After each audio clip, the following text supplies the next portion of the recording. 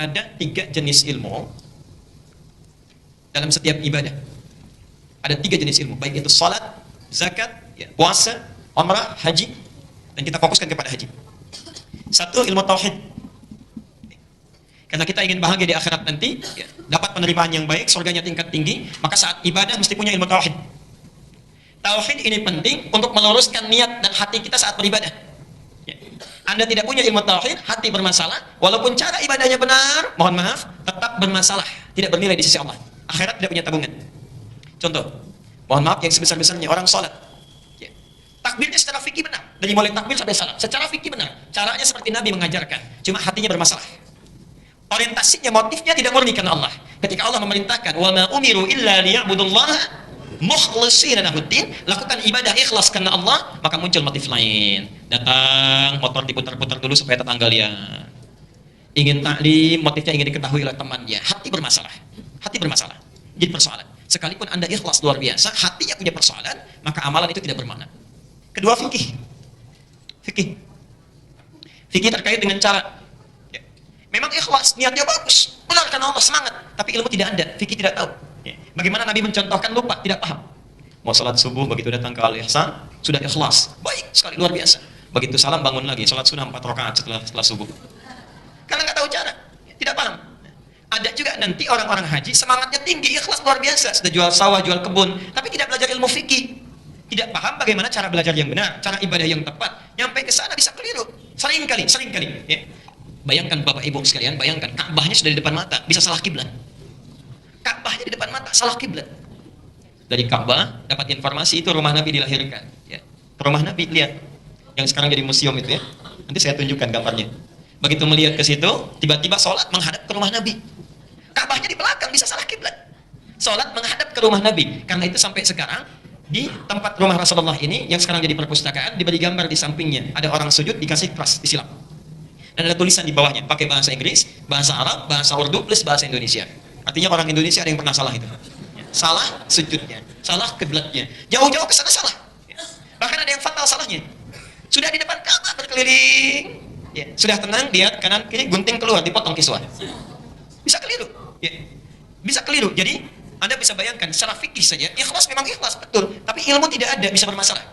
Karena itu bagian kedua yang penting dari ibadah, tidak cukup dengan ikhlas, tapi mesti tahu cara. Karena itu syahadat kita diikat dengan 2 kalimat. Satu, asyhadu anna, ikhlas, ilmunya tauhid. Bagaimana cara menerapkan tauhid? Allah perintahkan, kata Allah, aqimus shalah, tunaikan salat. Quran tidak menjelaskan bagaimana cara salat. Ya. Harus ada contoh, harus ada yang menuntut.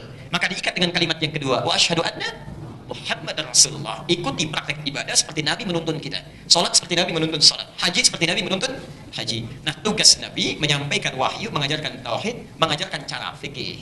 Tapi ada yang ketiga, yang ini jarang kita pelajari. Hikmah. Terkait dengan aspek dunia. Hikmah.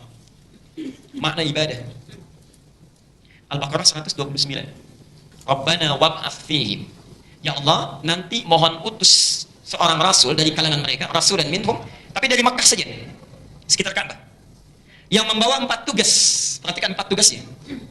Nabi diturunkan oleh Allah, dipilih oleh Allah, membawa 4 tugas. Dan 4 tugas ini akan kita lihat pada diri kita, sudah termaksimalkan atau belum? Jangan-jangan baru 1 tugas kita yang benar, baru 2 tugas yang kita lakukan, harus 4. 1, yatslu alaihim ayatika, menyampaikan wahyu, bentuknya Quran sekarang. Nabi itu ketika turun ayat tidak boleh disembunyikan, langsung sampaikan. Yatslu alaihim ayatika. 2, wa yu'allimuhumul kitab, mengajarkan kandungan Quran lewat hadis. Yu'allim, mengajarkan isinya. Ya. Turun perintah salat, aqimus salat, tunaikan salat, Al-Baqarah 43, wa aqimus salat, tunaikan salat. Kita bertanya pada Quran bagaimana caranya? Tidak disebutkan cara ruku, cara sujud, tidak disebutkan. Maka tugas Nabi menerangkan begini cara salat, dari takbir sampai dengan salam. Jelas? Tapi tidak cukup sampai 2, ini kelemahan kita. Yang ketiga, wal hikmah, mengajarkan hikmah di balik ibadah itu. Apa maksudnya berdiri begini? Kenapa berdiri itu masih sejajar dengan bahu, tidak lebar, tidak terlampau rapat? Kenapa takbir sejajar dengan bahu kita, dengan pundak kita? Kenapa rukuk mesti lurus? Kenapa saat sujud cuma 7 anggota badan?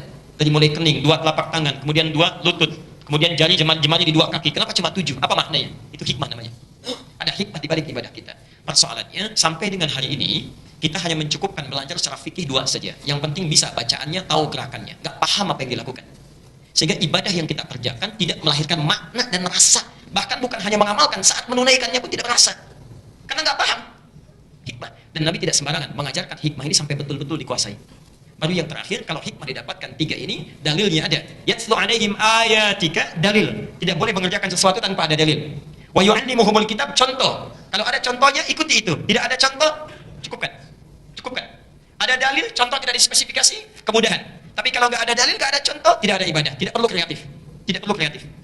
Ketiga, hikmah. Apa maknanya? Yang keempat, wa yuzakkihim. Kalau benar 3 hal ini, maka akan melahirkan akhlak.